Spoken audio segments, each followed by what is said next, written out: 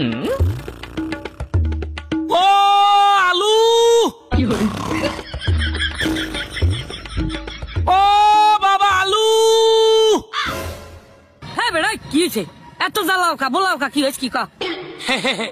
আপনি যে পরিমাণ বাঙালিরে জ্বালাইতে আছেন আর আমরা একটু বলাইলি দোষ না, তোমার কোনো দোষ নাই। তুমি কি খাবা তরতরি কা?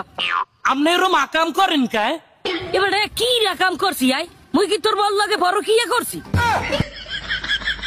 তবে ও আকাম না, আপনার মাসুক সেতলেন কা? আবার কয় সেতলেন কা? এবারে কি রকম সেতছি আই? কিরকম চাচ্ছেন হাইয়া?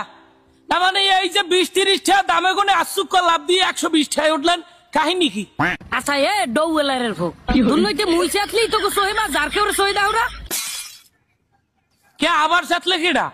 কে তোগো চোখ দুইটে দেখি দেহ না, তোগো চোখ দুইটে বাজে না? এবারে কাঁচা মরিচ দেই 1200 টাকা 1500 টাকা কেজি হইলে হেরবাল্লারের আন্ডা ডিম হ্যাঁ দেয় সোনার দামে বিক্রি করে। এই এর বাল্লারের পেঁয়াজ হে বেচ দি হিরো আলমের নাম জোবাই জোবাই সাথে। হ্যাঁ তোগো চোখ দুইটে বাজে না?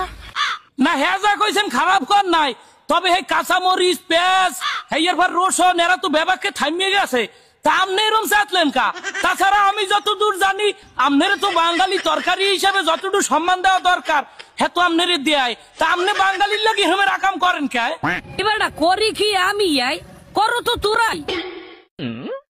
আমরা করি কিরমের? সিন্ডিকেট সিন্ডিকেট তোগো ব্যবসায়ীরা সিন্ডিকেট করে সবজি নিয়া গরিবের রক্ত চষে আমাগো দাম বাড়াইয়া। না হেটা ঠিক আছে, ওই মাগুর ভরাইতে এই সমস্ত আকাম ওই হালাল হালারাই করে, বাঙালির রক্ত চুষে খায়। তা মামু আপনারা যদি এরমের দাপে দাপে এক একজনের পর আর একজন এরম চেতে থাকেন তা বাঙালি চলবে কেমনে কয়েন? ওরে গঙ্গা বুঝো না কা, বাংলাদেশের বাজার ঘাটে সার্কাস একটা না একটা রাহাই লাগে। মনে করো কিছুদিন সার্কাস দাইবে কাঁচামরিচ, তারপর ডিম, তারপর পেঁয়াজ, ওরা সবাই হাঁপাই গেলে হেইকেলে দায়িত্বটা আমার গাড়ে, হেইকেলে আমি সেতি। তা বাজার ঘাটে, বাংলাদেশের বাজার ঘাটে এরমের সার্কাস চালান লাগে না। চালান তো মোটে কম চালাইতেছেন না, হোমানে চালাইতেছেন।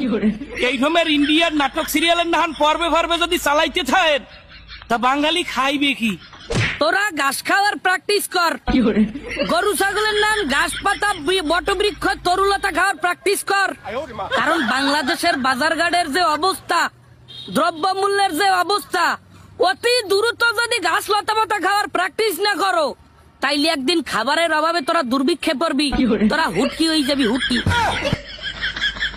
না এছাড়া তো আর কোন উপায় দেখিও না, ঘাস লতা পাতা তরুলতা খাওয়া চাইতে মানে হ্যাঁ খাওয়া ছাড়া অন্য কোনো উপায় তো এখন আর বাঙালির দ্বারা নাই। আমরা সবজি, এই যে সবজি কাঁচামাল যে পরিমাণ সার্কাস দেখান হাতে তো ঘাস পাতা খাওয়া ছাড়া আর কোনো উপায় নাই। বেটা হেইয়া কর যাইয়া হেইয়া করার মূল লাগে মেথাইতে হবি না, দাম আবার কমে গেলে এই খেলে আবার তোকে লাগে দেখা হইবে। আল্লাহ হাফেজ, আল্লাহ হাফেজ, আমি আবার ঘুমাবো।